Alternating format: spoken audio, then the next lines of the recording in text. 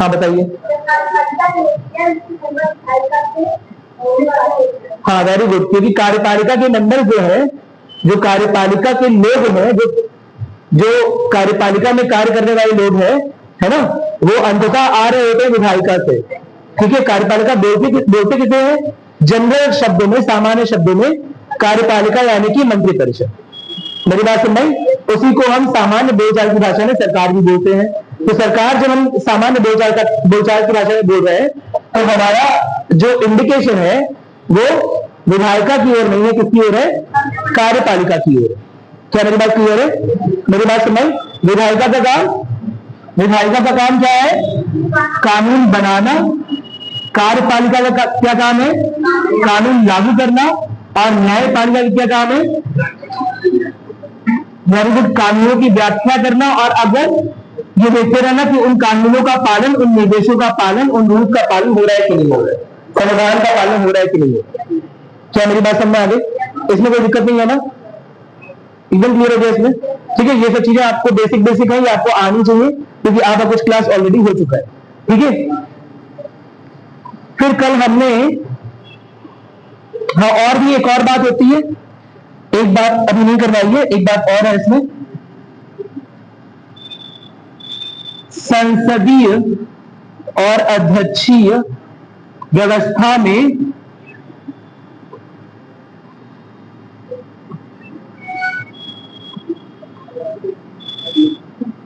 एक बात और कल बताई थी, सरकार जो होती है ये ज्यादा रिस्पॉन्सिबल कहां पर होती है, ज्यादा जिम्मेदार सरकार कहां पर होती है? संसदीय में, अध्यक्षीय है? संसदीय में। क्या कारण होता है इसका? क्योंकि सरकार जिसे हम बोल रही हैं, जिसे हम कार्यपालिका बोल रही हैं, वो अंततः आ तो रही है विधायिका से। यानी कल को विधायिका अगर चाह लेगी, कल को संसद अगर चाह लेगी, तो ऐसी सरकार को गिरा देगी। समझ आ रहा है?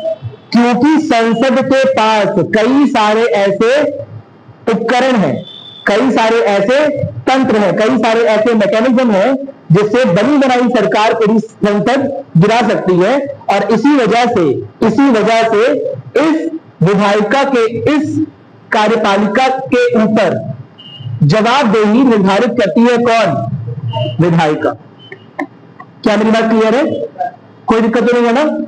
और ये कार्यपालिका असल में इसे क्या बोल रहे हैं? मंत्री परिषद। इसीलिए हम बोलते हैं, शायद सुना भी होगा या पढ़ा भी होगा, कि मंत्री परिषद जो है वो सामूहिक रूप से विधायिका के प्रति उत्तरदायी होता है, विधायिका के प्रति जिम्मेदार होता है। इस विधायिका में भी आप जानते हैं और आप पढ़ चुके हैं कि असल में अगर केंद्र स्तर पर विधायिका की बात करें, तो केंद्र स्तर पर विधायिका जो है वो दो भाग में डिवाइडेड है। मेरी बात समझ? कौन कौन से सभाएं? राज्यसभा और लोकसभा।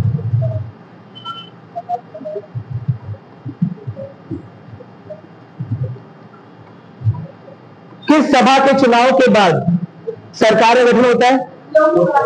लोकसभा के चुनाव के बाद सरकार गठन होता है।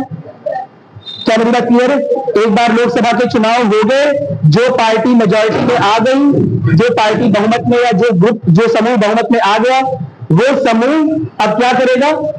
है ना, दावा ठोकेगा कि हम सरकार बनाएंगे। क्या मेरी बात क्लियर है? ऐसा एक आदमी सामने आएगा, प्रधानमंत्री, जो बोलेगा कि हमारे पास ज्यादातर सांसदों का समर्थन है और उन सांसदों के समर्थन से हम सरकार बनाएंगे। ये सांसदों का समर्थन कुल विधायिका में नहीं देखा जाता है, केवल और केवल लोकसभा में देखा जाता है। यानी कि लोकसभा के चुनाव के बाद सरकार बनती है। लेकिन अब जब सरकार बन गई है, प्रधानमंत्री, है ना, क्या करेगा? कुछ मेंबर्स को मंत्री परिषद की शपथ दिलवाएगा, मंत्री परिषद में मंत्री बनवाएगा। क्या मेरी बात क्लियर है? प्रेसिडेंट को बोलकर, प्रेसिडेंट को रिकमेंड करके, प्रेसिडेंट को एडवाइस करके, है ना, कुछ लोगों को मंत्री परिषद में शपथ दिलवाएगा। अब जो मंत्री परिषद का ये समूह है, जिसे हम कार्यपालिका मुख्यतः बोल रहे हैं, ये कहां से आता है? लोकसभा से और राज्यसभा से, या दोनों से? ये कहां से आता है? लोकसभा से, राज्यसभा से, या दोनों से? दोनों से आता है। क्या मेरी बात समझ आ रही है? कोई दिक्कत तो नहीं है ना? ठीक है, ये आता तो दोनों जगह से है। ठीक है, लेकिन ये मंत्रिपरिषद जो भी कार्य करेगा, जो भी लॉ बनाएगा, जो भी कानून क्रियान्वित करेगा, उस कानून के क्रियान्वयन की वजह से हो सकता है आने वाले सालों में चुनाव ये लोग हार जाए। हो सकता है कोई गलत कानून ले आए। कई बार लोग बहुत सारे लाए हुए कानूनों का अपोज करते हैं, विरोध करते हैं, प्रोटेस्ट करते हैं। मेरी बात समझ? तो ऐसे में इसी कार्यपालिका के ऊपर, इसी कार्यपालिका के ऊपर, इस पूरे कार्यपालिका के ऊपर, जिसे हम बोलते हैं सरकार के ऊपर, जिम्मेदारी होती है कि व्यवस्था सही से चलती रहे, और अगर व्यवस्था सही से नहीं चल रही है तो उसे संसद में जवाब देना पड़ेगा। और अगर लोकसभा के सांसद इसकी व्यवस्था से, इसके बनाए हुए कानून से सहमत नहीं है, खुश नहीं है, तो ऐसे में लोकसभा के सांसद किसी वोटिंग प्रोसेस के दौरान, है ना, ये सरकार गिरा नहीं सकते। अब क्योंकि कार्यपालिका यानी सरकार यानी मंत्रिपरिषद के ऊपर हमेशा डर बना रहेगा कि हम कोई गलत काम कर देंगे और लोकसभा के सांसद हमारा विरोध करके हमारी सरकार गिरा देंगे, इसी वजह से मंत्रिपरिषद हमेशा और हमेशा लोकसभा के प्रति उत्तरदायी रहता है, उसके प्रति सामूहिक रूप से जिम्मेदार होता है। क्या मेरी बात क्लियर है? कोई दिक्कत नहीं है ना? और ये मंत्रिपरिषद का गठन भी क्यों हुआ था? जब लोकसभा का चुनाव हो गया था, जब कोई पार्टी बहुमत में आ गई। क्या मेरी बात समझ में आ रही है? कोई दिक्कत नहीं है ना? इसी वजह से हम बोलते हैं, अभी आप पढ़ेंगे भी आर्टिकल 76 में, अनुच्छेद 76 में, कि वो सरकार होती है, कार्यपालिका होती है, वो सामूहिक रूप से विधायिका के ऊपर, या ज्यादा सही रूप से बोले तो लोकसभा के ऊपर उत्तरदायी होती है। कोई दिक्कत नहीं है, क्योंकि जब लोकसभा के सांसद चाहेंगे, अगर लोकसभा के सांसद चाहेंगे तो किसी बिल का विरोध करते हुए अविश्वास प्रस्ताव ले आएंगे, या जब विश्वास प्रस्ताव होगा तो उस बिल को पास नहीं होने देंगे, या बजट जैसे किसी महत्वपूर्ण धन विधेयक के लिए जब वोटिंग हो रही होगी तो अपनी ही सरकार का विरोध कर लेंगे। और एक बार इस तरह का प्रस्ताव अगर लोकसभा में गिर जाता है, अगर लोकसभा में हार जाता है, तो ऐसे में सरकार को इस्तीफा देना पड़ता है। प्रधानमंत्री को इस्तीफा देना पड़ेगा, सरकार को इस्तीफा देना पड़ेगा। यानी कि बनी बनाई सरकार को गिराने की जरूरत कौन कर सकती है?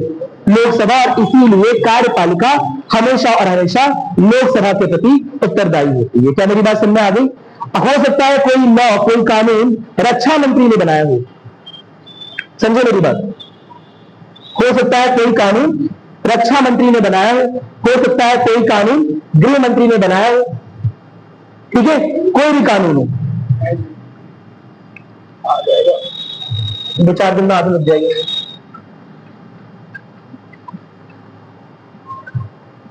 लेकिन इनके बनाए हुए कानूनों की वजह से, इनके द्वारा क्रियान्वित कानूनों की वजह से, बनाती तो कानून पार्लियामेंट है, विधायिका है, लेकिन इनके बनाए हुए कानूनों की वजह से, है ना, हो सकता है देश में अराजक माहौल हो जाए, हो सकता है देश में दंगे भड़क जाए, हो सकता है देश में आगजनी हो जाए, अराजकता आ जाए। तो ऐसे में अगर ये लोग ऐसे कानून बना रहे होंगे और लोकसभा के सांसद देख रहे होंगे, है ना, कि सरकार से लोग सेटिस्फाइड नहीं है, हो सकता है अगले चुनाव में इन सांसदों को वोट ना किया जाए। बस्ती के सांसद, खलीलाबाद के सांसद, है ना, हमारे सांसद देख रहे होंगे कि सरकार जो कानून क्रियान्वित कर रही है, इससे लोगों में उग्रता आ रही है, इससे लोगों में अराजकता आ रही है, ठीक है। तो इस वजह से लोकसभा के सांसद अपना समर्थन ऐसी सरकार से खींच सकते हैं।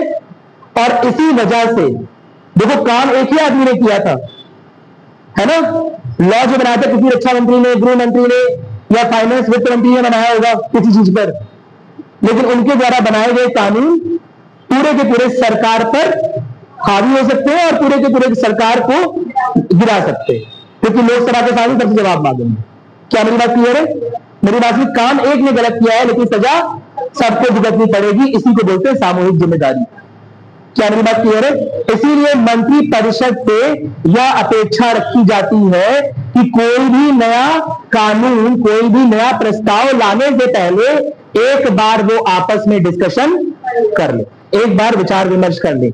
लेकिन अगर मंत्रियों की संख्या अगर आपको पता हो कुछ आइडिया हो, तो लगभग मंत्रियों की संख्या होती है हमारे देश में 15% ऑफ लोकसभा मेंबर्स, यानी कि लोकसभा में कुल जितनी मेंबरशिप होती है, कुल जितने मेंबर्स होते हैं, समझ गए ना, उसका 15% है ना, ही हो सकते हैं, ठीक है, मंत्री।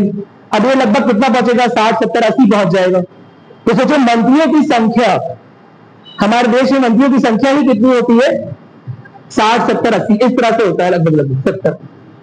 अब बताओ 70 मंत्री अगर कोई सी डिस्कशन कर रहे होंगे, समझ में आ रहा है, आपस में, तो क्या कोई निष्कर्ष प्रॉपरली पहुंचेगा? 70 लोग आपस में डिस्कस कर रहे हो तो ना पहुंचे। ये 70 मंत्री है, अपनी अपनी बात जाएंगे। देखा ही होगा लोकसभा का माहौल, है ना, आपस में जूते चप्पल गालियां, समझ में आ रहा है, कोई किसी को चिंगोटी काट रहा है, कोई किसी के, है ना, परेशान कर रहा है, कोई पेपर फाड़ के फेंक दे रहा मुंह पर। क्या मेरी बात सुनाई? तो अगर ऐसे 70 मंत्री अगर आपस में डिस्कशन करेंगे तो पहली बात हो सकता है कोई सामूहिक निर्णय लेने में दिक्कत आए।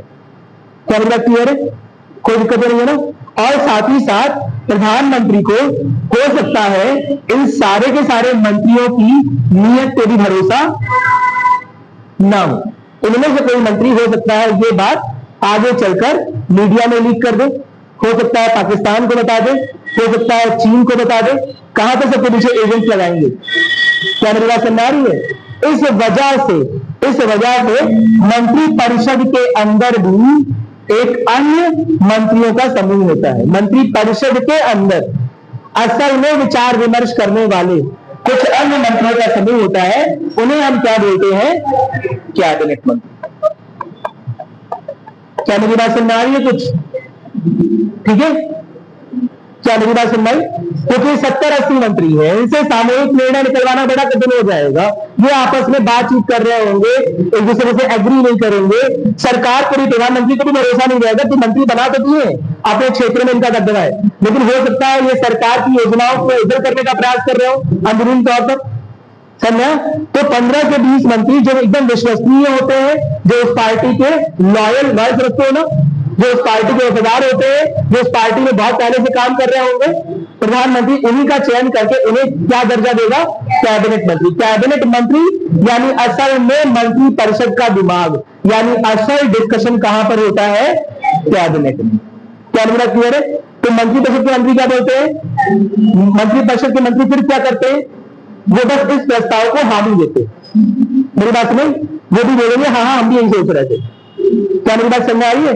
सारा का सारा असल निर्णय किसी भी योजना पर, किसी भी कानून पर, कौन से कानून आएंगे, कौन से प्रस्ताव लोकसभा में लाए जाए, कौन से प्रस्ताव राज्यसभा में लाए जाए, है ना, वो सारा का सारा निर्णय, वो सारी की सारी डिस्कशन, सारा का सारा विचार विमर्श असल में कहां हो रहा होता है? कैबिनेट में। और इस कैबिनेट को भी लीड कौन कर रहा है? प्रधानमंत्री। क्या मेरी बात समझ आ गई? कोई दिक्कत नहीं है ना? ये कैबिनेट बनाया कि समझ में आ गया? कोई दिक्कत नहीं है? ठीक है, तो इतना बेसिक है ना, मैंने कहा एक बार हल्का बता दूं क्योंकि हेल्प करता है। अब इसीलिए इसी व्यवस्था, ये संसदीय व्यवस्था है ना, इसमें डिस्कशन की इंपॉर्टेंस है, इसमें विचार विमर्श की इंपॉर्टेंस है। क्यों डिस्कशन कर रहे हैं? क्योंकि अगर रक्षा मंत्री ने कोई गलत निर्णय लिया तो उसका खामियाजा केवल रक्षा मंत्री को नहीं, पूरी की पूरी सरकार को, पूरी की पूरी मंत्रिपरिषद को भुगतना पड़ेगा, क्योंकि सांसद अपना समर्थन ऐसी सरकार से जब ले लेंगे तो एक मंत्री इस्तीफा नहीं देगा, पूरी की पूरी सरकार गिर जाएगी। क्या मेरी बात समझ आ गई? इतना क्लियर है एकदम? ठीक है, इसी को बोलते हैं सामूहिक उत्तरदायित्व। समझ में आ रहा है? और एक संसदीय व्यवस्था में जो कार्यपालिका होती है, जो सरकार होती है ना, वो विधायिका के प्रति सामूहिक रूप से उत्तरदायी होती है। अध्यक्षीय व्यवस्था में ऐसा नहीं है। समझ में आ रहा है? कोई दिक्कत नहीं है ना? ये पॉइंट को नोट कर लीजिए, स्पेशली याद रखिएगा। इससे लगातार बहुत सारे क्वेश्चन आए हैं और लगातार आते रहेंगे। ठीक है, समझ पाए आप लोग? इस दोनों व्यवस्था में कल समझाया था थोड़ा सा, है ना? आज कल टाइम थोड़ा कम था तो आज थोड़ा और डिटेल में बता दिया मैंने इसे कि जो व्यवस्था है, संसदीय व्यवस्था, वो इसलिए भी जरूरी है क्योंकि इसमें जो भी लोग सरकार बना रहे हैं वो विधायिका के प्रति जिम्मेदारी फील करेंगे, है ना, और हम जिम्मेदारी किसके प्रति फील करते हैं, जो हमें हटा सकता है, समझा, जिसमें सेलेक्ट होकर हम मंत्री बने। याद आ रहा है हम मंत्री बने कैसे थे, पहले हम संसद में सांसद बने और उसके बाद हमें मंत्री बनने योग्य समझा गया। क्या मेरी बात क्लियर है? तो ऐसे सांसद लोकसभा में सरकार को गिरा सकते हैं, कार्यपालिका का कार्य बेकार कर सकते हैं, और इसी वजह से कार्यपालिका या सरकार समझ आ रहा है या मंत्रिपरिषद सामूहिक रूप से उत्तरदायी फील करता है, उत्तरदायी महसूस करता है किसके प्रति, लोकसभा के प्रति। कई बार कई सारे एग्जाम्स में बोलता है विधायिका के प्रति, तो विधायिका भी बोल सकते हैं, लेकिन अगर ऑप्शन में लोकसभा है तो ज्यादा करेक्ट है। अगर ऑप्शन में लोकसभा नहीं है तो आप विधायिका भी बोल सकते हो। क्या मेरी बात समझ में आ गई? कोई दिक्कत नहीं है ना? कहीं लिख लो थोड़ा सा, संसदीय व्यवस्था, अध्यक्षीय व्यवस्था, है ना, कल लिखवा रहे थे संसदीय व्यवस्था, अध्यक्षीय व्यवस्था। एक छोटी सी लाइन लिख लोगे कि संसदीय व्यवस्था में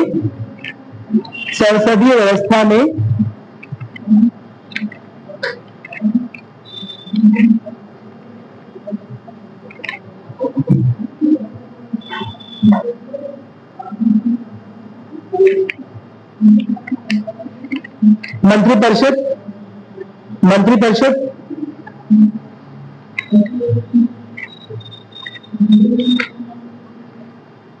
लोकसभा के प्रति सामूहिक रूप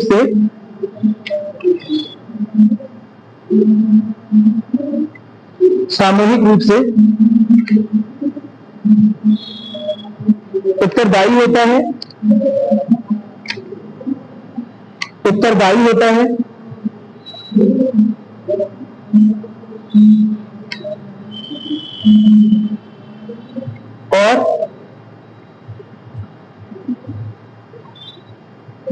और मंत्रिपरिषद में मंत्री बने रहने की न्यूनतम योग्यता,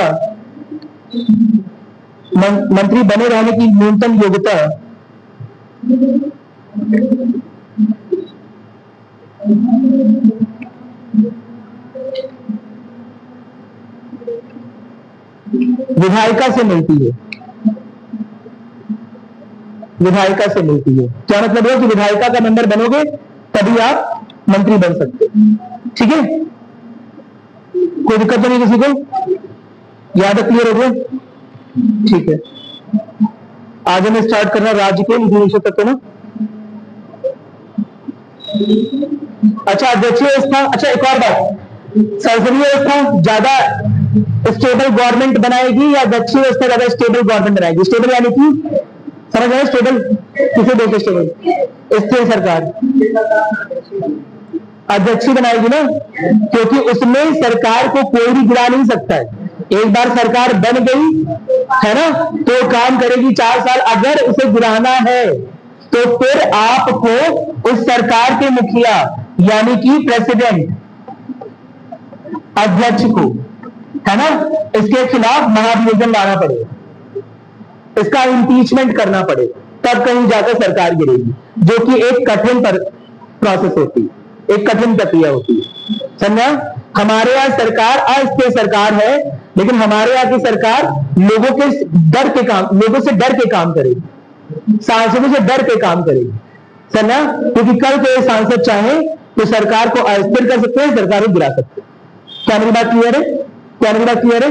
एक ऐसी सरकार ज्यादा जिम्मेदारी से काम कर रही होती है, जो भी निर्णय ले रही होती है जिम्मेदारी पूर्वक ले रही है। क्या मेरी बात क्लियर है? एक अध्यक्षीय सरकार एक बार चुने जाने के बाद सांसदों के पास, विधायिका के पास इतने सारे मैकेनिज्म, इतने सारे तंत्र, इतने सारे उपकरण नहीं है कि वो उन्हें गिरा सके। क्या मेरी बात क्लियर है? उसमें अगर आपको सरकार को बर्खास्त करना है, सरकार की शक्तियां छीननी है, तो आपको राष्ट्रपति के खिलाफ महाभियोजन लाना पड़ेगा, जो कि एक कठिन प्रक्रिया होती है, और इसलिए ऐसा करना कठिन। क्या मेरी बात समझ? जबकि एक संसदीय प्रणाली में बहुत सारे ऐसे उपकरण, बहुत सारे ऐसे तंत्र होते हैं जिनका इस्तेमाल करके लोकसभा सरकार को गिरा सकती है। क्या मेरी बात समझ में आ गई? कोई दिक्कत तो नहीं है ना? फॉर एग्जाम्पल, कौन कौन से तंत्र हो गए, कौन कौन से उपकरण हो गए? एक तो है अविश्वास प्रस्ताव, शायद सुना होगा, है ना। एक है विश्वास प्रस्ताव भी। अगर सरकार ने विश्वास प्रस्ताव लाया है और वो विश्वास प्रस्ताव पास नहीं होता है तो ऐसे में भी सरकार नहीं मान ली जाएगी। मेरी बात सुनाई। इसी तरह से अगर विपक्ष ने एक अविश्वास प्रस्ताव लाया और अगर वह अविश्वास प्रस्ताव पास हो गया तो भी उस सरकार के मुखिया को और सरकार के लोग को इस्तीफा देना पड़ेगा। क्या मेरी बात क्लियर है? इसी तरह धन विधेयक, अगर धन विधेयक लोकसभा में पास नहीं हो पाया तो यह माना जाएगा कि लोकसभा के सांसदों का इस सरकार पे विश्वास नहीं है, खो चुका है ना। और क्योंकि लोकसभा के सांसदों का इस सरकार पे विश्वास खो चुका है, समझ आ रहा है, और यह सरकार लोकसभा के सांसदों के समर्थन से बनी थी, इसी वजह से इस सरकार को आगे कंटिन्यू रखने की जरूरत नहीं है और ऐसी सरकार को इस्तीफा देना पड़ेगा। क्या मेरी बात समझ आ गई? कोई दिक्कत तो नहीं है ना? तो लिखोगे, एक लाइन लिख लो। देखो, संसदीय व्यवस्था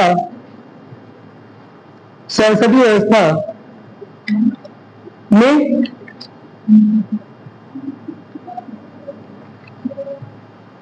एक अस्थिर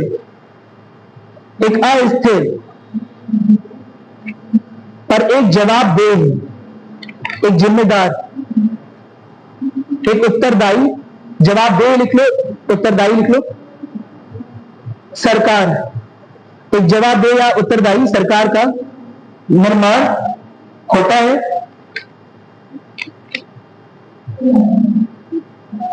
क्योंकि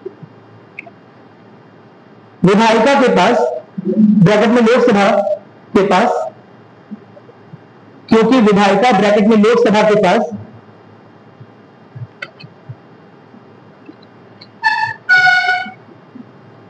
ऐसे तंत्र होते हैं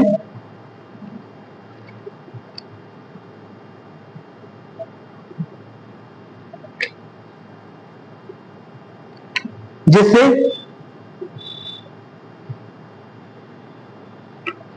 वह सरकार को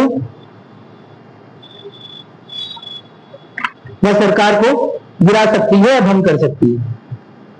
वह सरकार को गिरा सकती है या भंग कर सकती है।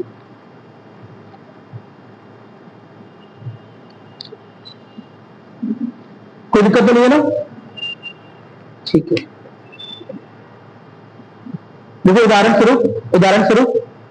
उदाहरण में लिखो, विश्वास प्रस्ताव का ना पास होना, विश्वास प्रस्ताव का ना पास होना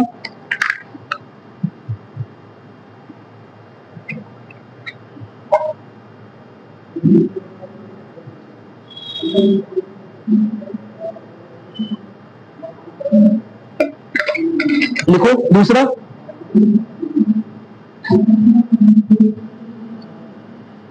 लोकसभा के सांसदों द्वारा अविश्वास प्रस्ताव का लाया जाना और पास होना,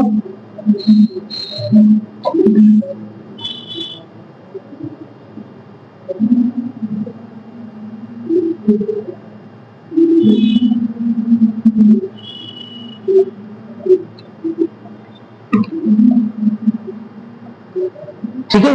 तीसरा लिखो,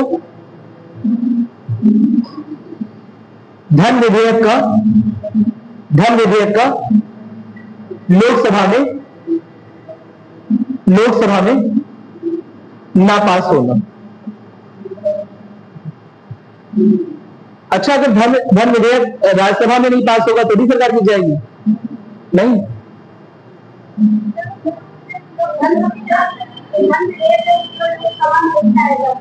अरे केवल लोकसभा में लाया जाता है लेकिन डिस्कशन राज्यसभा में भी होता है। पहली बार जब धन विधेयक इंट्रोड्यूस हो रहा है, जब लाया जाएगा, समझा, तब लोकसभा में लाया जाएगा और फिर राज्यसभा में भी जाएगा। हाँ, अगर लोकसभा में पास हो गया फिर राज्यसभा में गया। अब बताओ, अगर राज्यसभा में फेल कर गया, अब बताओ पास नहीं होगा कि पास हो जाएगा? सुना है धन विधेयक? अब कोई लोग पहली बार पढ़ रहे हैं, कुछ लोग पहले से पढ़ चुके हैं, कुछ है ना। तो कोई बात नहीं, जितना आता है उतना बताओ, धीरे धीरे सीखते हैं। बताओ, हाँ बताओ।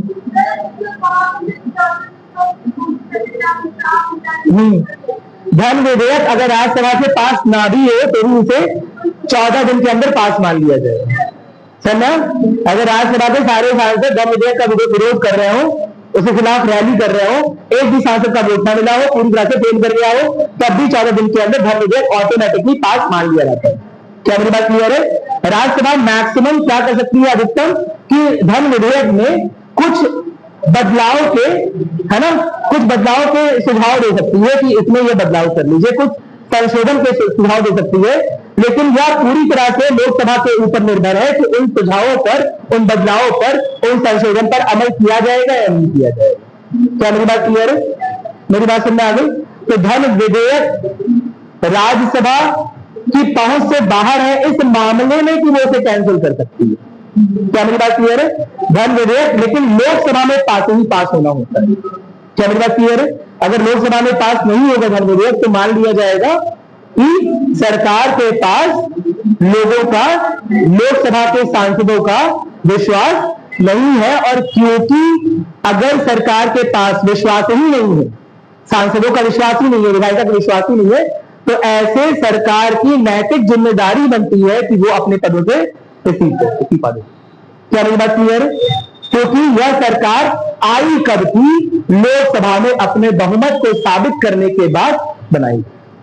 क्या मेरी बात क्लियर है? सांसदों के विश्वास को लेकर, सांसदों के मतों को लेकर लोकसभा में, समझ रहे ना, लोकसभा के चुनाव के बाद लोकसभा के चुने हुए सांसदों का वोटिंग करवा के उनका मत पाकर ही ये सरकार बनाई गई थी। तो अगर बाई चांस लोकसभा के सांसद ही इस सरकार के खिलाफ है, तो ऐसे सरकार को, है ना, कंटिन्यू आगे नहीं करना चाहिए। समझ में आ गया? कोई दिक्कत नहीं है ना? अध्यक्षीय में एक बात देखो, तो फिर हम आगे कंटिन्यू करेंगे डीपीएसपी पे। अध्यक्षीय में एक लाइन लिख लो बस, देखो अध्यक्षीय शासन प्रणाली, ये सरकार, अध्यक्षीय प्रणाली में सरकार काफी स्थिर होती है और विधायिका के पास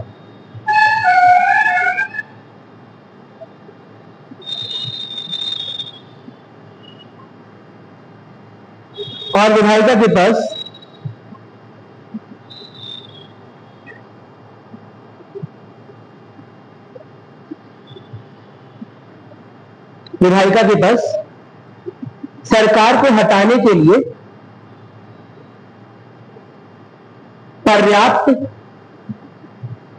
पर्याप्त तंत्र, ब्रैकेट में उपकरण,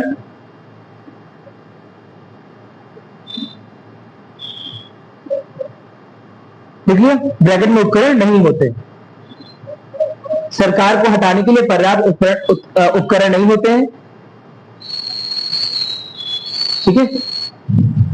ऐसी सरकार की स्थिरता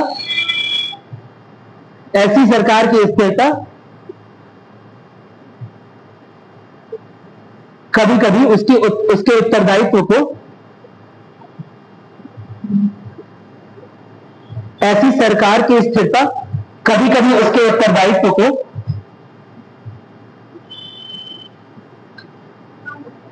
कम कर सकती है। वेरी गुड, कम कर सकती है।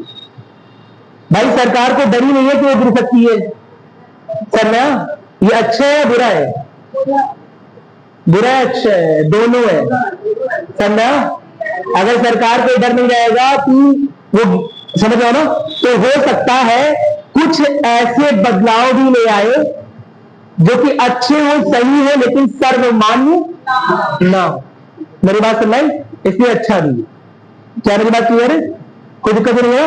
लेकिन हो सकता है कुछ ऐसे बदलाव ले आए जो कि बुरे हो और सर्वमान्य हो। मेरी बात समझ? इसलिए अच्छा भी हो सकता है, बुरा भी हो सकता है, ठीक है। कई बार हमारे देश में आप सुनते हो ना कि ये होना चाहिए, है ना, विमेन बिल आना चाहिए, बहुत सारी चीजें होनी चाहिए, लेकिन नहीं आ पाती है ना। उसका कारण क्या होता है? क्योंकि कई बार जो सही चीजें हैं उनकी मान्यता, उनकी सर्वमान्यता नहीं है। समझ आ रहा है? और सरकार इस डर से बहुत सारे कानूनों को और बहुत सारी चीजों को अमल में नहीं ला पाती है कि लोकसभा के सांसद क्या करेंगे? विरोध करेंगे, है ना। तो अगर सरकार कोई बिल लाना चाहे कि मंत्रियों की सैलरी कम करनी है लोकसभा का सांसद की अपनी सैलरी जीरो रहेगी, क्योंकि पहले से ही उसे काफी अच्छी जिंदगी मिल रही है ना, सब कुछ, सारा खर्चा कौन उठा रहा है? सरकार वाली सैलरी का जरूरत है ना, रहने का, खाने का, हर चीज खर्चा कौन उठा रहा है? सरकार। अब अगर सरकार ऐसा कोई बिल ला रही होगी, है ना, जो कि जन के हित में है, समझा, लेकिन लोकसभा के सांसदों द्वारा मान्य नहीं है, तो ऐसी सरकार को वो सब क्या करेंगे? गिरा देंगे। क्या मेरी बात क्लियर है? ठीक है। तो अध्यक्षीय सरकार में भी कुछ अच्छाइयां होती हैं और संसदीय सरकार में भी कुछ अच्छाइयां होती है। बस स्थिरता याद रखनी है कि संसदीय सरकार जो है वो थोड़ी अस्थिर सी हो सकती है। फॉर एग्जाम्पल, अगर हम बात करें सन 1998 से लेकर सन 1999 और 2000 तक लगातार 4 से 5 बार ऐसा हुआ कि सरकार बदलती रही। एक साल भी कई सारी सरकारों ने टर्म पूरा अपना नहीं किया। क्या मेरी बात क्लियर है? अपना कार्यकाल पूरा नहीं हुआ, बार बार चुनाव होते रहे। बार बार क्या हो रहा है? बार बार आपस में ही सांसद बैठकर मत दे रहे हैं, फिर सरकार गिर जा रही है, फिर कुछ सांसद खरीद लिए जा रहे हैं, है ना, कोई दिक्कत नहीं है ना। अभी एक टर्म बहुत प्रचलित हुआ था, न्यूज़पेपर में सुना भी होगा, है ना, सांसदों की खरीद फरोख्त क्या बोलते हैं? सांसदों की खरीद फरोख्त क्या बोलते हैं? ये टर्म एग्जाम के लिए बहुत इंपॉर्टेंट है, आता है एग्जाम में, है ना। अभी एक शब्द बड़ा प्रचलित हुआ था, ये रुक नहीं रहता भाई,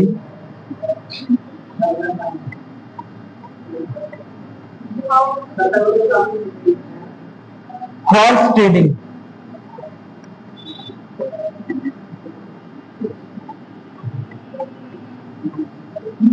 ठीक है, इसके लिए एक टर्म यूज होता है,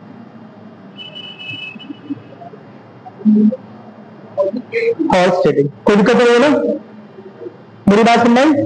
चलो अब हम आते हैं राज्य के नीति निर्देशक सिद्धांत, राज्य के नीति निर्देशक तत्व। ये कल वाला पार्ट क्योंकि पूरा नहीं हो पाया था, है ना, इसलिए पूरा कर रहा है ताकि एकदम बेसिक आपको क्लियर हो जाए। आप इसे एक बार देख लो, अगर कुछ पूछना है, कोई भी डाउट है तो पूछो, कुछ भी दिमाग में आ रहा है कि ये पूछना है तो पूछ सकते हो आप लोग।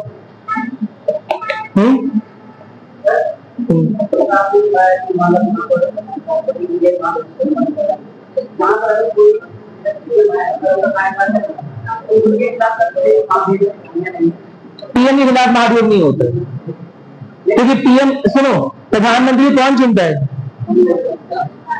जनता। आपने कब पीएम को वोट दिया है? सांसदों को वोट करते हैं।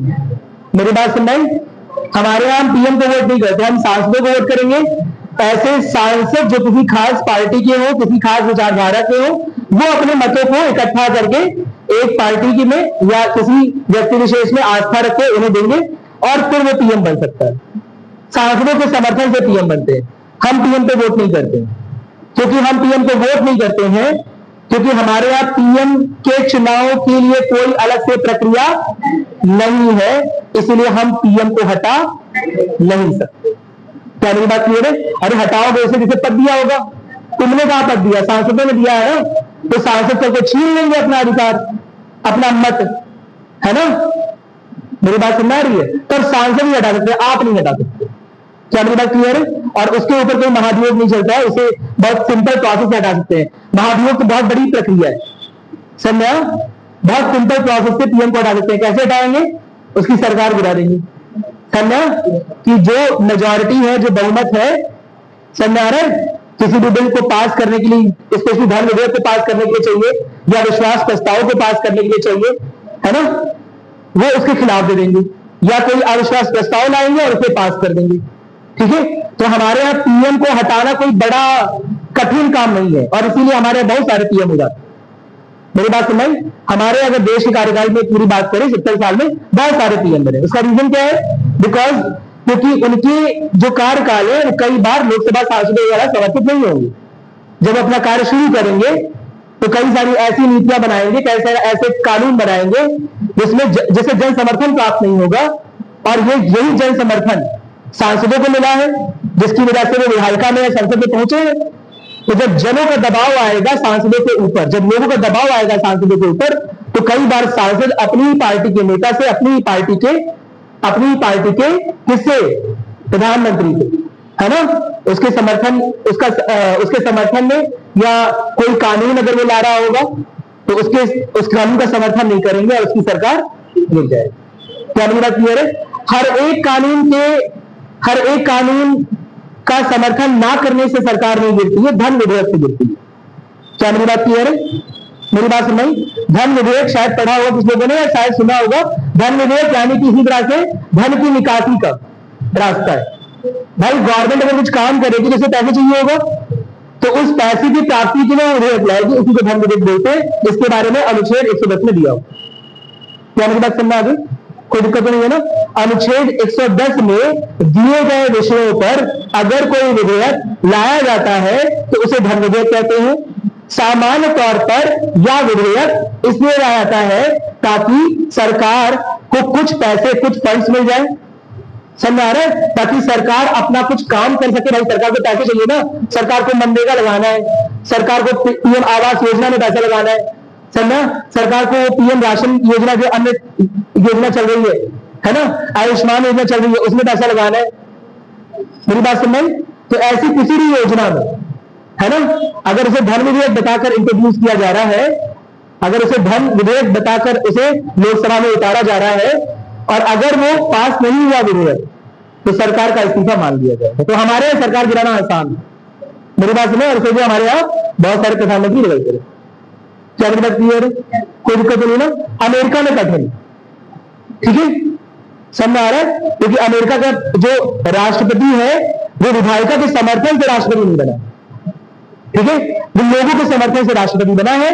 लेकिन अगर उसने कोई ऐसा काम कर दिया जो वहां के संविधान का उल्लंघन है, तो फिर विधायिका कोई महाभियोजन की प्रक्रिया लाकर उसे उसके पद से विमुक्त कर सकती है, उससे उसका पद छीन सकती है। क्या मेरी बात क्लियर है? मेरी बात समझ?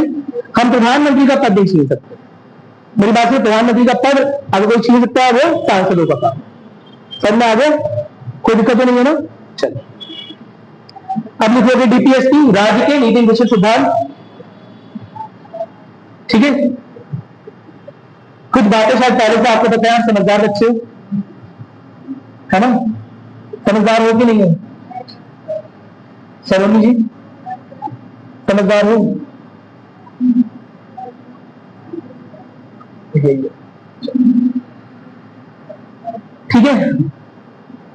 होता क्या है देखते हैं। इसमें भी अगर लिखने का ऑप्शन आ जाए तो अच्छा रहेगा। कहाँ पर आता है? अच्छा बस ठीक है। अरे समझदार होते ही समझदार, भरोसा हो गया मुझे पूरा।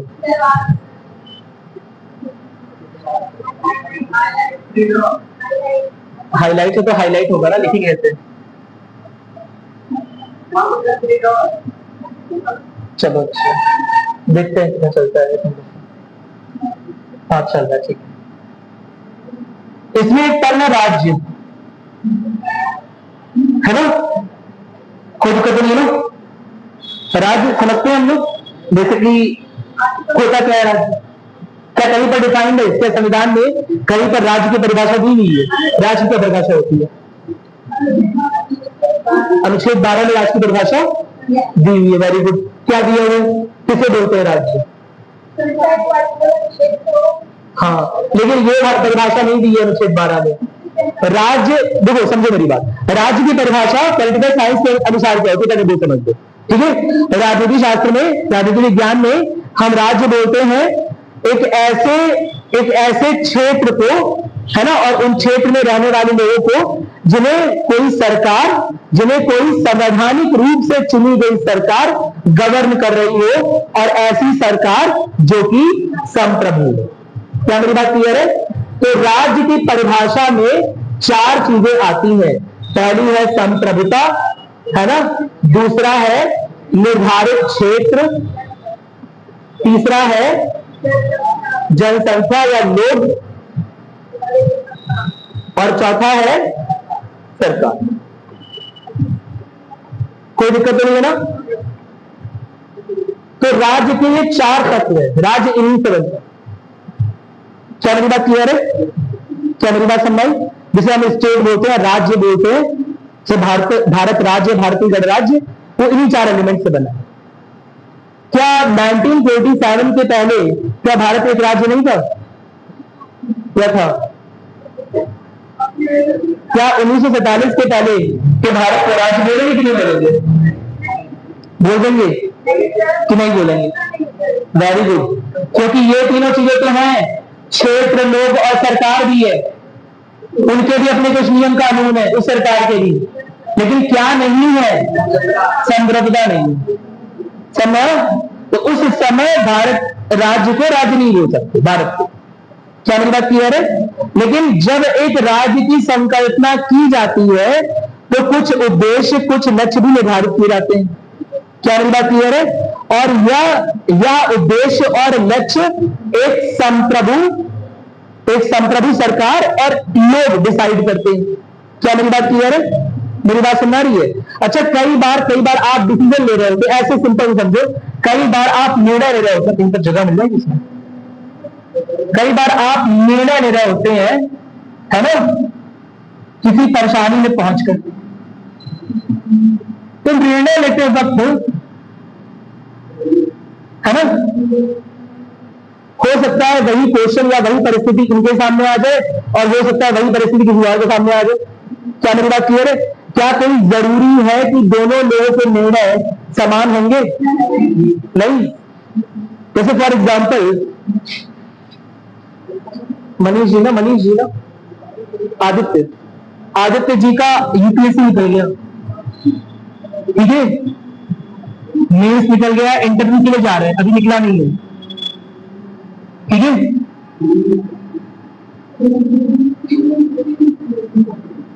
और सलोनी जी को तो पहली बार हम लोग कई बार निकलवा चुकी है ना, सलोनी जी का भी निकल गया, ठीक है। चलो, तो बारिश हो रही है, ठीक है। आदित्य जी का भी यूपीएससी में निकल गया और सलोनी जी का भी निकल गया, बाई चांस पढ़ के, बाई चांस ही होगा, ठीक है। हाँ, अरे भाई मेहनत के बाद भी एक लक वाला फैक्टर होता है ना। चलो, मेहनत तो करोगे तुम लोग। चलो सुनो मेरी बात, मैं क्या बोल रहा हूं, हो सकता है इन दोनों का वह अंतिम अटेम्प्ट हो, उसके बाद और कोई अटेम्प्ट बचा ना हो, और कोई प्रयास ना बचा। क्या मेरी बात क्लियर है? अपने उम्र के अंतिम पड़ाव पर है, या घर वाले बोल चुके कि अब नहीं निकलेगा तो अब कुछ नहीं करना है, शादी कर देंगे, दुकान खोल देंगे, शादी कर देंगे, समझा, और कुछ नहीं करना है, बहुत हो गई तुम लोग की तैयारी। तो घर वाले बोलते हैं, मेरी बात सुन, घर वाले प्रेशर देते हैं, समझ आ रहे, घर वाले बोले इतना पैसा खर्च दिया है, ऐसा कर दिया, वैसा कर दिया, अभी तक वेट कर रहे हैं, अभी तक एग्जाम नहीं निकला, अब बस अंतिम प्रयास है ये तुम्हारा, ठीक है। तो आदित्य और सलोनी पर अपने घर की अपेक्षाओं का, अपने परिवार की अपेक्षाओं का भार नहीं है। क्या मेरी बात क्लियर है?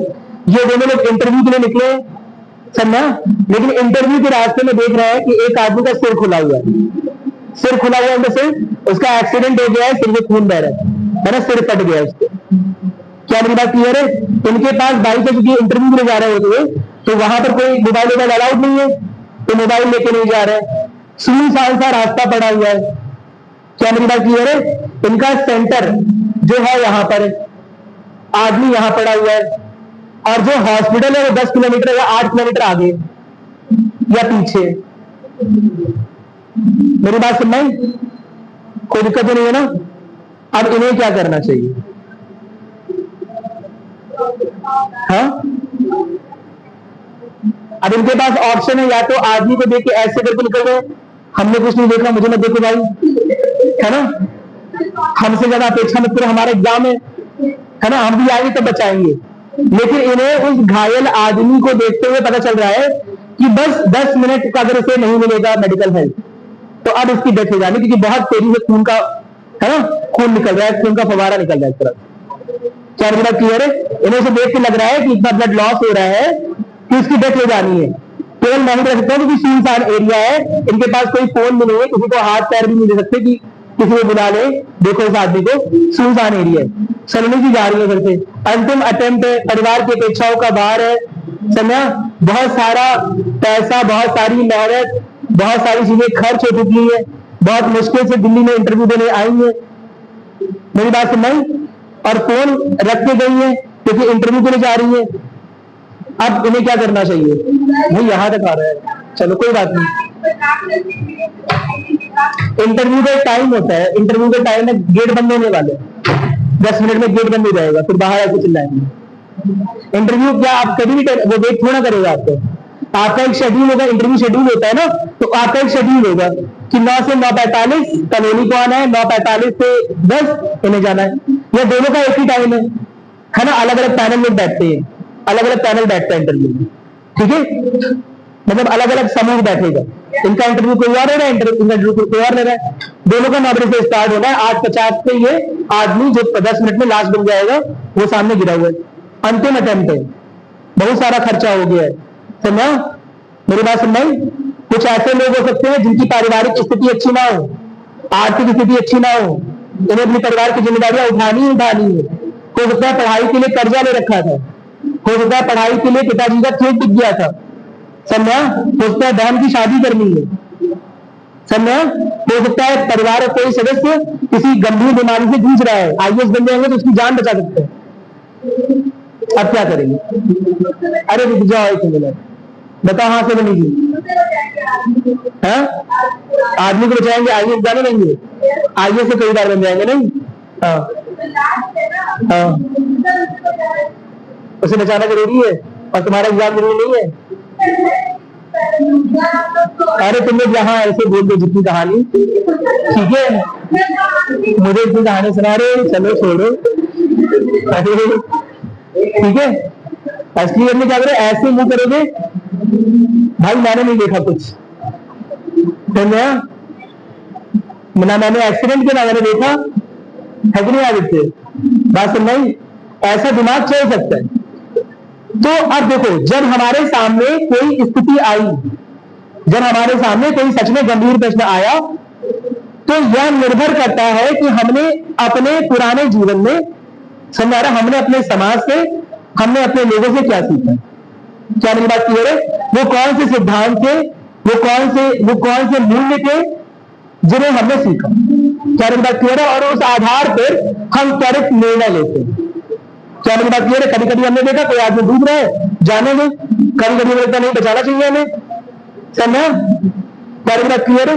अरे बोलो, तो कभी हम जो भी निर्णय ले रहे होते हैं, सब आदमी अलग अलग निर्णय लेंगे, समझ रहे हैं, लेकिन हमारे द्वारा लिए गए निर्णय, हमारे द्वारा हमारे खुद के लिए बनाए गए कानून किस पर निर्भर करते हैं? उन सिद्धांतों पर, उन तत्वों पर जिनका समावेश हमारे समाज में, हमारे दिमाग में पहले से ही कर रखा है। ये निर्णय हमें उस समय लेना जरूर है, लेकिन इस निर्णय के पीछे जो भी मूल्य छुपे, समझा, इस निर्णय के पीछे जो भी सिद्धांत छुपे हुए, उन सारे सिद्धांतों का समावेश पहले ही आपके दिमाग में हो चुका है। क्या मेरी बात क्लियर है? क्या मेरी बात सुन रहे? अगर लगेगा हमें हमारी परिवार की जरूरत ज्यादा है तो हो सकता है हम इग्नोर भी कर दें, ऐसी भी कोई बात नहीं है, और अगर हमें लगेगा कि नहीं उसकी जान तक चली जाएगी तो हो सकता है उसे उठा ले। क्या मेरी बात क्लियर है? तो हमारे द्वारा बनाए गए हमारे खुद के लिए कानून, हमारे खुद के लिए लॉ, इस पर निर्भर करते हैं कि हमने कौन से लक्ष्य, कौन से सिद्धांत, कौन से, है ना, कौन सी चीजों का अनुसरण किया है, कौन सी चीजें सीखी है समाज से। क्या मेरी बात क्लियर है? ठीक इसी तरह से जब राज्य कोई निर्णय ले रहा होता है, जब सरकार कोई निर्णय ले रही होती है, तो उस सरकार को, उस सरकार की निर्णय को दिशा दिखाने के लिए, समझ आ रहा है भाई, इनके नजर सपोज पिताजी ने सिखाया था कि चाहे कुछ भी हो जाए, सिलेक्शन हो चाहे ना हो, लेकिन आदमी काम आना चाहिए। मेरी बात सुन रहे? अरे बोलो, ठीक है, तो हो सकता है कुछ और निर्णय ले। क्या मेरी बात क्लियर है?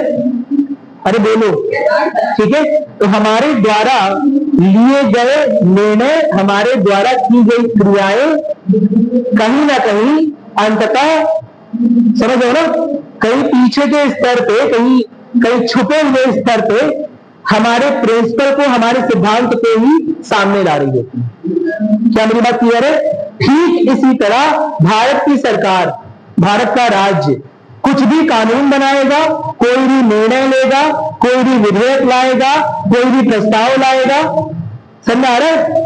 कोई कुछ कानून क्रियान्वित करवा रहा है तो कैसे करवा रहा है, समझ आ रहा है? समाज को बराबरी में लाने का उद्देश्य है, या समाज में जो अमीर है उन्हें और अमीर बनाता जा रहा है, गरीब जो है उन्हें और गरीब बनाता जा रहा है, ये सारे निर्णय, ये सारे रूल्स, ये सारे कानून, समझ आ रहा है?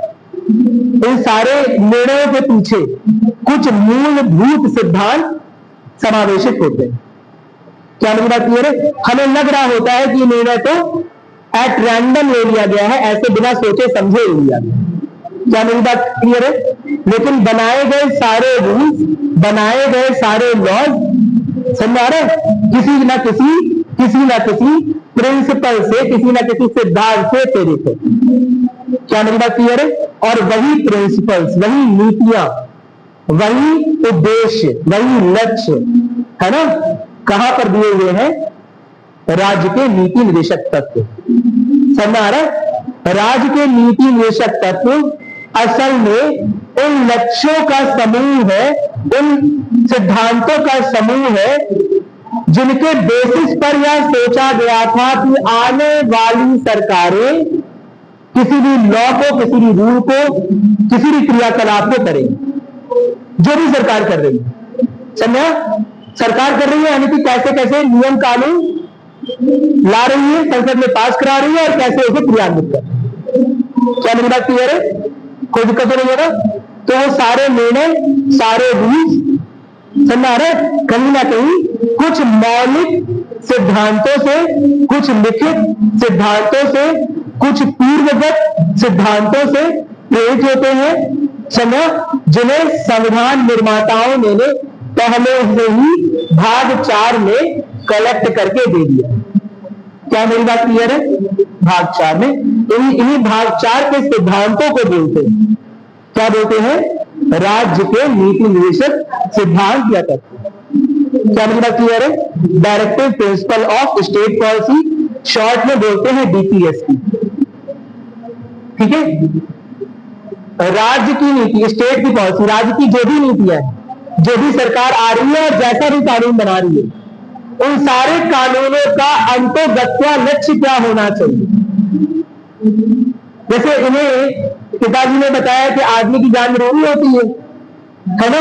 तुम आईएएस बन के भी यही करना, लोग को सेव करने की कोशिश करना, समझा? अब इनके सामने अगर एक आदमी ऐसे खुला पड़ा रहेगा तो हो सकता है आगे जाए और उसे सेव कर ले। क्या मेरी बात क्लियर है?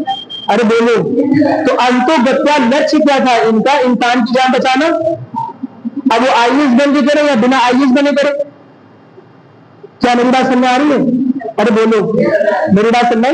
तो उसी तरह से राज्य के नीति निदेशक सिद्धांत असल में उन लक्ष्यों का, उन सिद्धांतों का समूह है जिसे संविधान निर्माताओं ने एक ही जगह पर लिख दिया है कि आने वाली सरकारें, आने वाली विधायिकाएं इस बेसिस पर कानून बनाए, कानून बनाते हुए इन सब चीजों पर अमल करें, कानून बनाते हुए इन सब चीजों का ध्यान रखें, कानून बनाते हुए देखें कि लड़का लड़की में बराबरी का कानून है कि नहीं है, आर्टिकल 44।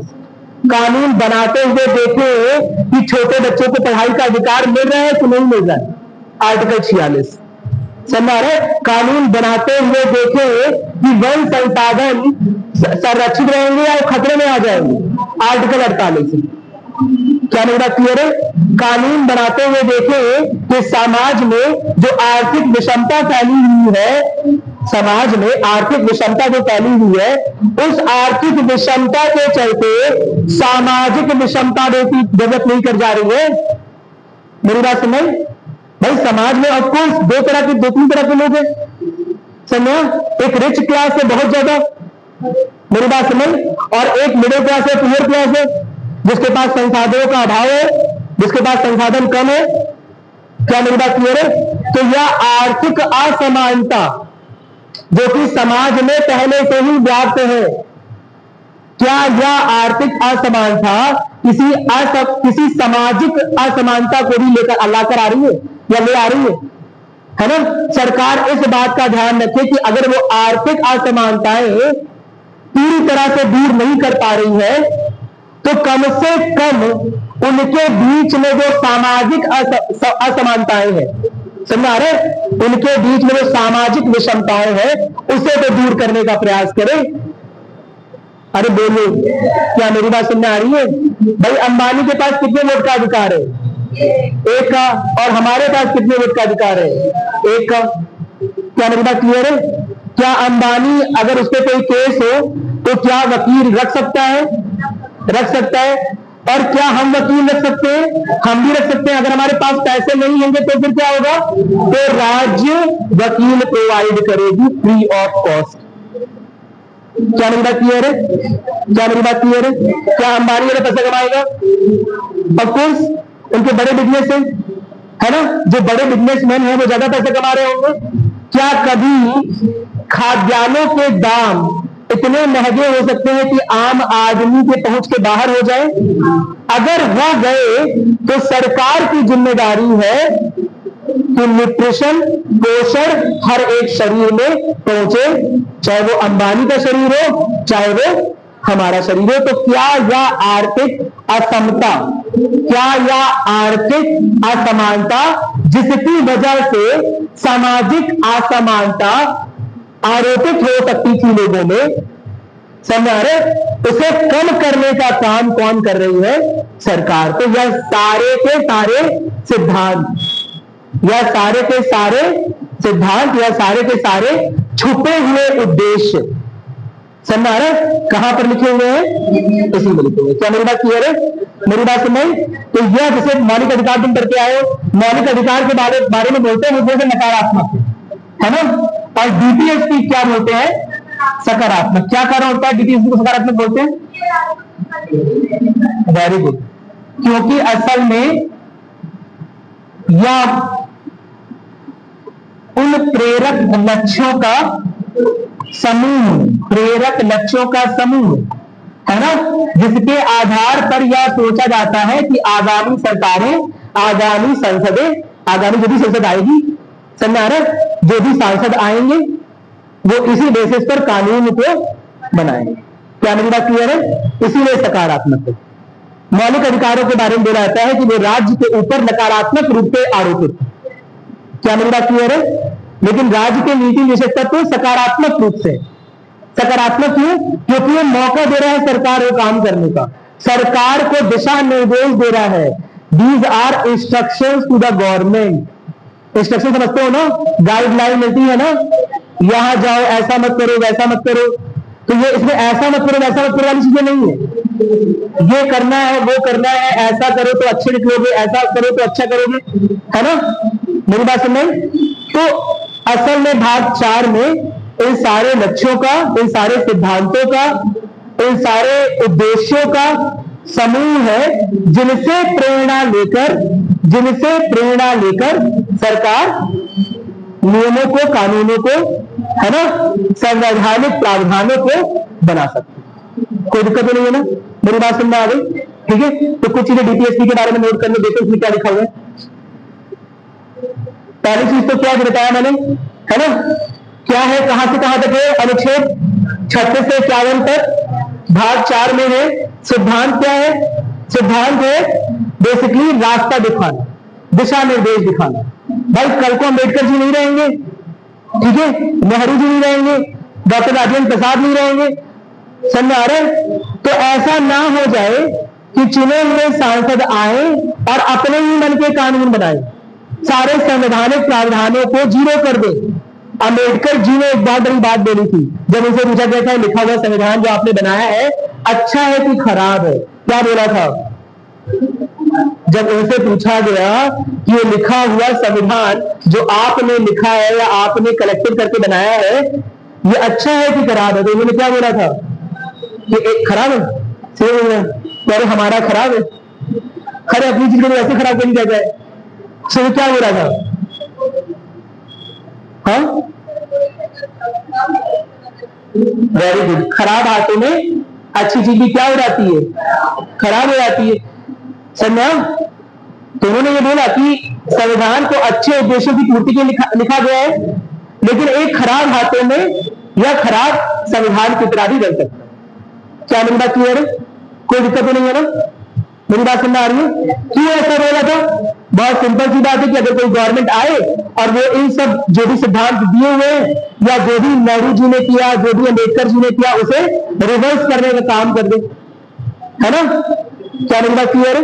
तो इसी वजह से संविधान के बारे में बोला गया है ना अंबेडकर जी द्वारा कि ये अच्छा भी है खराब भी है, डिपेंड कर रहा है कौन चला रहा है। गाड़ी अच्छी होती है खराब होती है, कोई गाड़ी अच्छी है कि खराब है कौन डिसाइड करता है? कई बार ड्राइवर। और ड्राइवर कौन है? संविधान का, संसद। समझ आ रहा है? गाड़ी तो वैसे ही है, इन संवैधानिक प्रावधानों का इस्तेमाल अगर जनहित के लिए हो रहा है, लोगों को सामाजिक आर्थिक और राजनीतिक न्याय दिलाने के लिए हो रहा है तो अच्छा है। अगर इन संवैधानिक प्रावधानों का इस्तेमाल लोगों पर डंडे बरसाने के लिए हो रहा है ना, अभी प्रसाद पा रहे हैं मेरी बात सुन रही, तो खराब की तरह भी हो सकता है। क्या मेरी बात क्लियर है? अरे बोलो, क्या मेरी बात समझ आ रही है? तो बहुत सिंपल सी बात है, इसे नोट कर लो थोड़ा सा, लिखो फिर हम आगे बढ़ेंगे। देखो, राजकीय नीति निदेशक सिद्धांत, राज्य के नीति निदेशक सिद्धांत या तत्व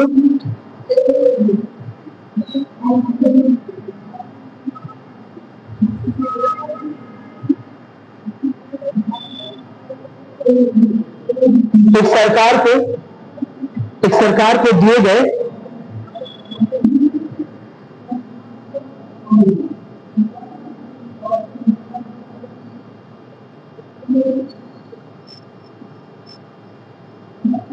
वो दिशा निर्देश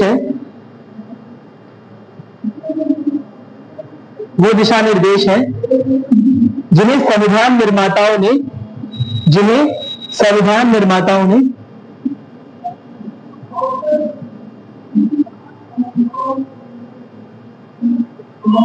भाग 4 में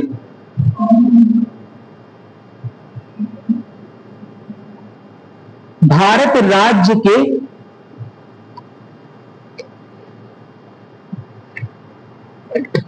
बुनियादी सिद्धांतों के रूप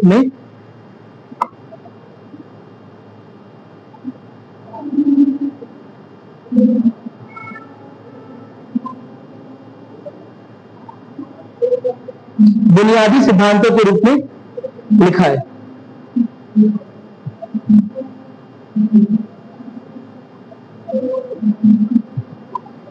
समझा? क्या ये जो सिद्धांत लिखे हुए हैं इन पे क्या इसमें लिखा हुआ है कि राज्य को इतने टाइम में इस समय तक या कानून बनाना ही बनाना है, ऐसा कुछ लिखा हुआ है?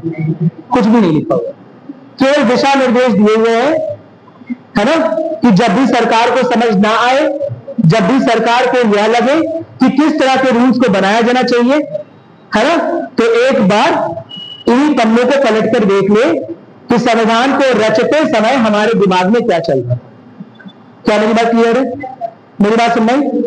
ठीक है। मैंने आपको एक चीज बताई थी मूलभूत अधिकार के बारे में कल कि मूलभूत अधिकार है कि मूलभूत अधिकार लोगों का इंटरेस्ट जगाते हैं। किसमें? संविधान में। क्या है मूलभूत अधिकार? बताया था ना, बारात क्यों जाएंगे? पूरी पनीर खाने। समझा? तो अगर मूलभूत अधिकार होते ही नहीं तो संविधान में शायद नागरिकों का इंटरेस्ट होता ही नहीं। क्या मेरी बात क्लियर है? नागरिकों को संविधान से कुछ मिलता है ना, नानी को देख के काहे ना कूदने लगते हैं, नानी दादी को देखकर मैं कुछ नहीं, तो जाते थे 21 रुपए 51 रुपए 101 रुपए कुछ दे के जाएंगे। क्या मेरी बात क्लियर है? अरे बोलो, तो इंटरेस्ट बना रहता है, पूछते रहते हैं घर आके नानी नहीं आई, नानी कहां चली जाएंगी, अभी तो यही थी। बच्चों का इंटरेस्ट बना रहता है नानी में, क्योंकि बच्चों को कुछ मिल रहा होता है। ठीक उसी तरह से नागरिकों का इंटरेस्ट किसमें बना रहेगा? संविधान में, क्योंकि नागरिकों को कुछ मिल रहा है संविधान से। क्या? मौलिक अधिकार, इसकी गारंटी ले रहा है संविधान। क्या मेरी बात क्लियर है? ठीक इसी तरह से राज्य को सब कुछ दे दोगे क्या नागरिकों को? राज्य के लिए कुछ नहीं रखोगे? रखेंगे ना। सरकार का संविधान में कब इंटरेस्ट बना रहेगा? जब उसके लिए भी कुछ हो, सब कुछ नागरिकों के लिए ना हो, कुछ उसके लिए भी, कम से कम कुछ नहीं तो दिशा निर्देश हो। सरकार बड़ी बॉडी है ना, ये 51 रुपए 101 रुपए में नहीं खुश होगी, कुछ उसे बताने वाला हो कि बेटा ये गलत कर रहे हो, ये सही कर रहे हो, ऐसे काम करो वैसे काम करो। क्या मेरी बात क्लियर है? तो ठीक उसी तरह से सरकार को संविधान निर्माता प्रकट होकर अवतार लेकर दोबारा दिशा निर्देश करने नहीं आएंगे, समझा कि पूजा लेकर कर रहे हो, है ना, कि अरे दोबारा से आ जाइए, अम्बेडकर जी ने समझ में नहीं आ रहा है ना, दोबारा से रूल बनवाइए, गड़बड़ हो जा रहा है समय मामला। अब दोबारा नहीं आएंगे, लिख कर चले गए, उसी से जो निकाल सको, उसी से जो सीख सको उसे निकाल कर पढ़ो और उसी बेसिस पर कानून बने। क्या मेरी बात समझ आ गई? कोई दिक्कत नहीं है ना? अब क्योंकि समझो मेरी बात, क्योंकि इसमें कोई टाइम लिमिट तो है नहीं, समझा, कोई टाइम लिमिट नहीं है, यानी कि कोई समय निर्धारित नहीं है कि इस सरकार को इतने समय के अंदर ही या नीति निदेशक तत्व को फॉलो करवा लेना है, इस नीति निदेशक तत्व के अनुसार कोई रूल बनवा देना है, कोई कानून बनवा देना है। और इसीलिए कभी कभी ये ऐसा लग सकता है कि केवल लिख दिए गए हैं। अगर सरकार इनके, समझो मैं क्या बोल रहा हूं, अगर सरकार इनके बेसिस पर रूल्स ना बनाए, कानून ना बनाए, नियम ना बनाए, तो तुम सरकार या क्या बिगाड़ सकते हो? कुछ नहीं। अगर सरकार आपके मौलिक अधिकारों को ले लो तो क्या आप सरकार कुछ बिगाड़ सकते हो? हाँ, बहुत कुछ। कोर्ट है, न्यायालय है इसके लिए। मेरी बात सुनाई? कोई दिक्कत नहीं है ना? समझ आ रहा है? तो जो मूलभूत अधिकार है वो लीगली इनफोर्सेबल है, यानी कि वैधानिक रूप से प्रवर्तनीय है। मेरी बात समझ? जबकि ये जो है, जबकि ये जो डीपीएसपी है, ये वैधानिक रूप से, समझ आ रहा है, सरकार के ऊपर आरोपित नहीं। कहने का मतलब है सरकार को इसे किसी सेट टाइम में कराना या इसे ऐसे ही लागू कराना, इसके लिए आप किसी भी न्यायालय का दरवाजा नहीं खटखटा सकते। क्या मेरी बात क्लियर है? अरे बोलो, मेरी बात समझ आ रही है? तो जब न्यायालय का दरवाजा खटखटा ही नहीं सकते हो और सरकार है इतनी शक्तिशाली जिसके पास इतने सारे इंस्ट्रूमेंट्स होते हैं, तो फिर राज्य के नीति निदेशक सिद्धांत लिखने की जरूरत ही क्या थी? सरकार तो अपने मन का काम करेगी, सबको पता होना चाहिए। सरकार से न्यायालय के माध्यम से आप कुछ काम करवा सकते हो, समझा? पर ये तो उससे अलग है। मेरी बात समझ रही? मैं क्या बोल रहा हूं? मैं बोल रहा हूं कि भाई सरकार को न्यायालय के माध्यम से आप अपने मूलभूत अधिकारों को सेव कर सकते हो। कोई ऐसा कानून है जो आपसे मूलभूत अधिकार ले रहा हो, आप उसे कैंसिल कर सकते हो, निरस्त कर सकते हो। मेरी बात समझ? लेकिन अगर सरकार इन नीति निदेशक सिद्धांतों के आधार पर कानून नहीं बना रही है तो आप सरकार का क्या बिगाड़ लोगे? तो फिर लिखा ही क्यों गया है?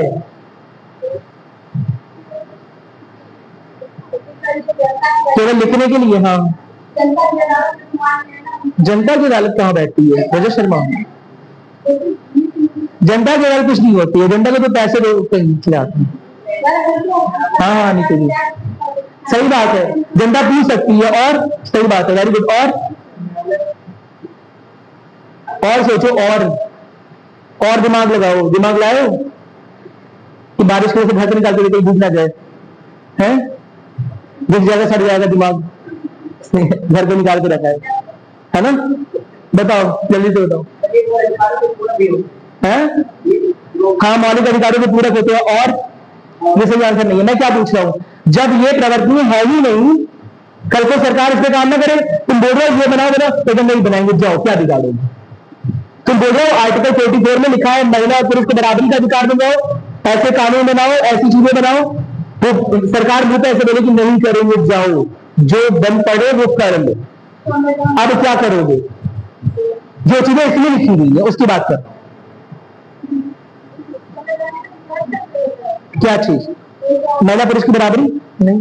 और बताओ, वो तो इक्वलिटी का है लेकिन इससे नहीं है ना? और बताओ।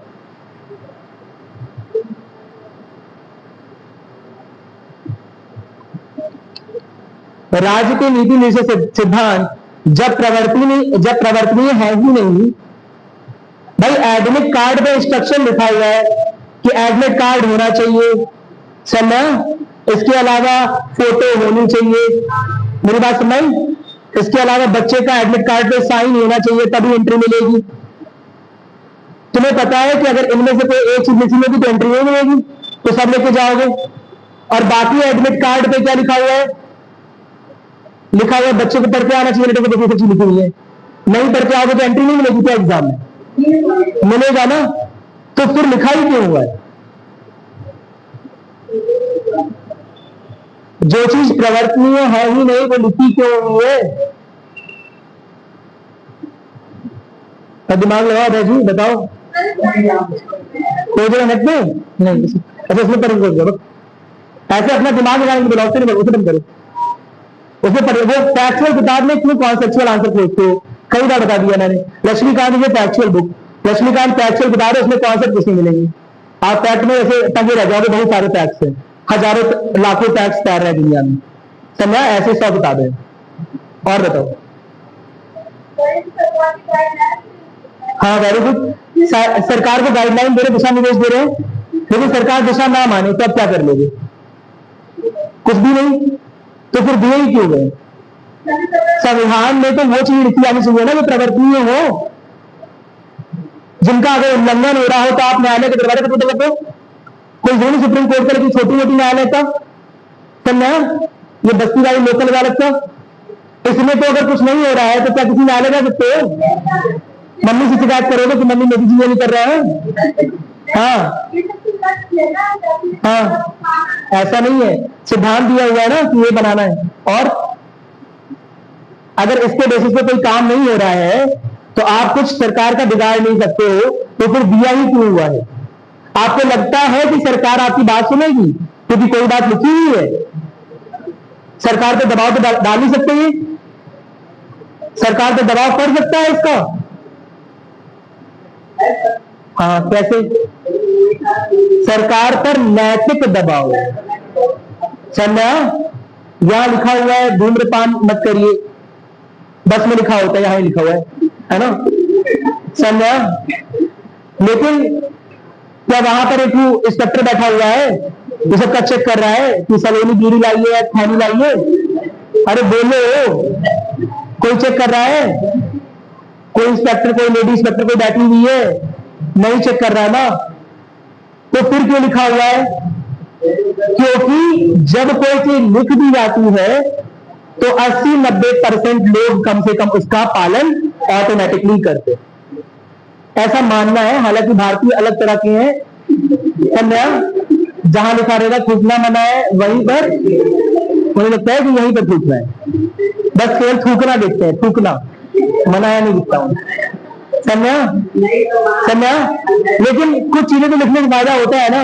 आपके अभी कॉरिडोर में लिखा है, मैंने देखा आजाद गलियारा, यहां पर इंटर करते हो कैसा अच्छा फील होता है? चंद्रशेखर आजाद से हल्का सा 1 सेकंड के लिए कनेक्ट करते हो कि नहीं यार उन्होंने बड़े बड़े काम किए, हमें भी कुछ करना है। एक मॉरल प्रेशर बनाता है कि आप अच्छे बने रहो। मेरी बात सुन भाई, मैंने कोई बात बोली कि ये किताब मत पढ़ो, वो किताब मत पढ़ो, अब अगर आप पढ़ रहे हो तो मैं आपकी किताबें छीन, आपके हाथ से छीन लूंगा, करूंगा देखो मैं आपके घर ले जाकर पढ़ूंगा, आपसे नहीं दूंगा तुम्हें, ऐसा कर सकता हूँ?